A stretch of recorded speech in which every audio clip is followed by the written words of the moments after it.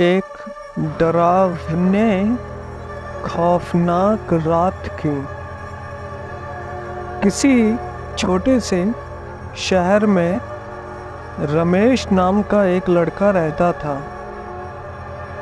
रमेश परीक्षा देने के लिए शिमला जा रहा था।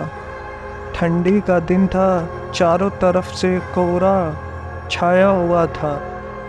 आमने सामने भी कोई नहीं दिख रहा था। पूरे 16 से 17 घंटे बाद वह शिमला पहुंचा, क्योंकि वह वेस्ट बंगाल में रहता था। परीक्षा अगले दिन थी, इसलिए वह एक होटल में रहने के लिए उसने विचार किया। रात भी हो रही थी और कहीं भी उसे उसके अनुसार यानी सस्ता होटल नहीं मिल रहा था। काफ़ी ढूंढने के बाद उसे एक सस्ता सा होटल मिला। वह उस होटल में गया और उसने एक कमरा बुक करवाया। और जब वह कमरे में गया तो देखा कि कमरे की हालत बहुत ही ख़राब थी। चारों तरफ जाले लगे हुए थे। ऐसा लग रहा था कि वह कमरा काफ़ी सालों से बंद पड़ा था जो रमेश को दिया गया है। अंदर का माहौल एकदम डरावना और सुनसान लग रहा था। वहाँ पे बहुत ही अजीब उसे दुर्गंध भी आई, लेकिन उसने यह सब नज़रअंदाज कर दिया और होटल से खाना मंगवाया और खा पी कर सो गया। जब वह सो रहा था तो लगभग आधी रात को उसे किसी के पायल की घुंघरू की आवाज़ सुनाई दी। वह रात बहुत डरावनी लग रही थी उसे। रमेश तुरंत नींद से उठ गया और जल्दी से अपने कमरे में देखने लग गया आसपास कि कहीं कोई है तो नहीं।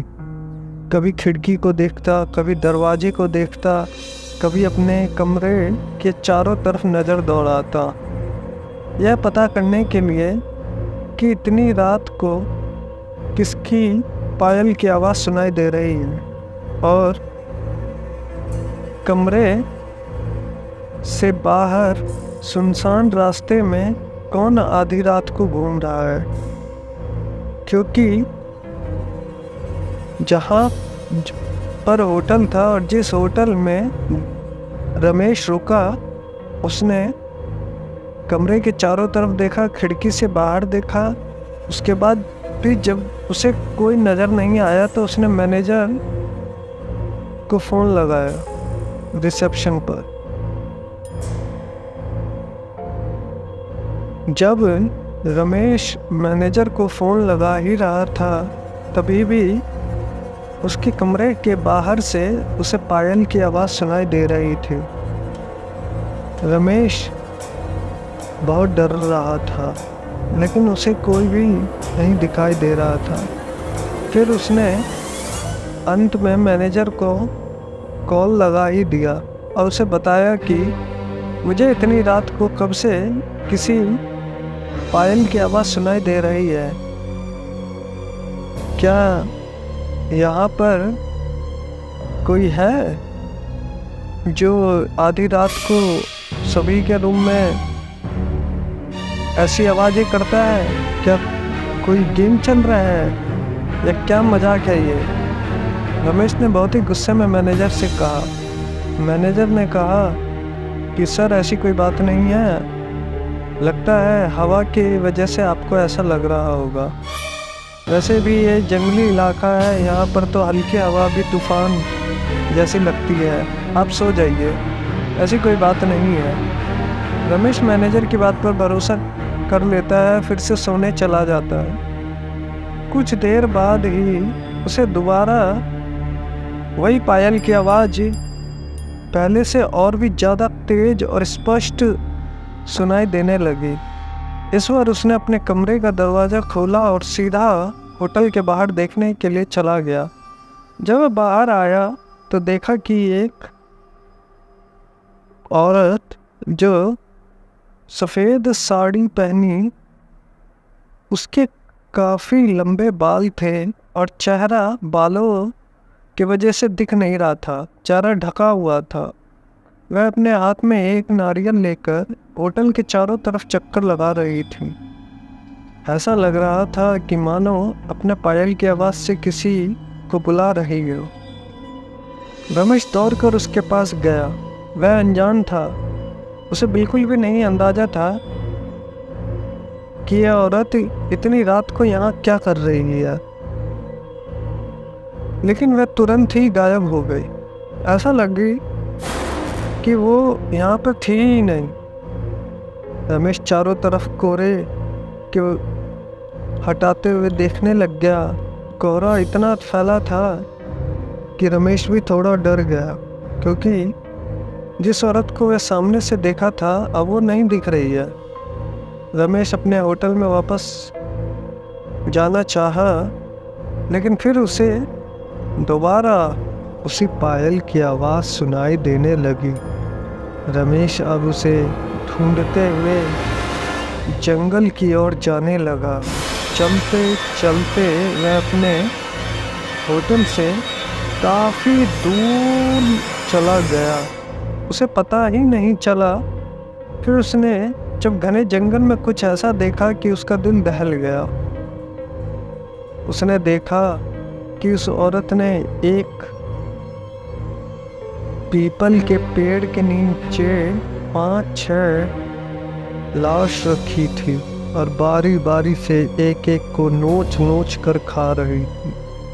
उसका मुंह खून से लथपथ था और चेहरा भी एकदम डरावना था। रमेश ने जब यह सब देखा तो उसके पांव तले जमीन खिसक गई।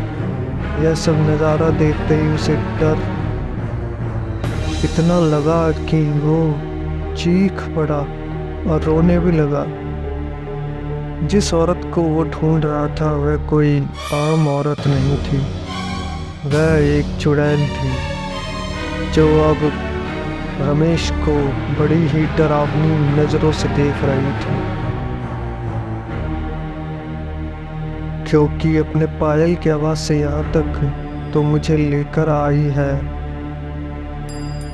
लेकिन उसने हिम्मत से काम लिया और फिर हनुमान चालीसा पढ़ते पढ़ते धीरे से वहाँ से भाग गया, ताकि कोई उसे देख ना ले। लेकिन हवा, भूत, आत्मा होते हैं। रमेश जैसे ही भागने की कोशिश करने लगा कि वो औरत अचानक उसके सामने आ गई और उसे इशारों से अपने जगह पर ले जाने लगी, जहाँ पर उसने उन 5 लाशों को रखी थी। रमेश तेज तेज से जय श्री राम चिल्लाने लगा और तेजी से वहाँ से भागने की सोचने लगा।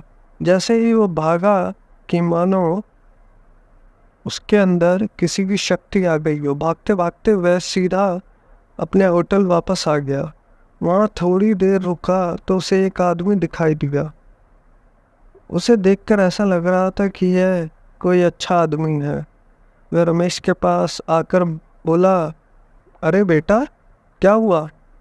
तुम इतने डरे हुए क्यों हो? रमेश ने अपने साथ हुए सारे वाक्य को उस आदमी को सुनाया।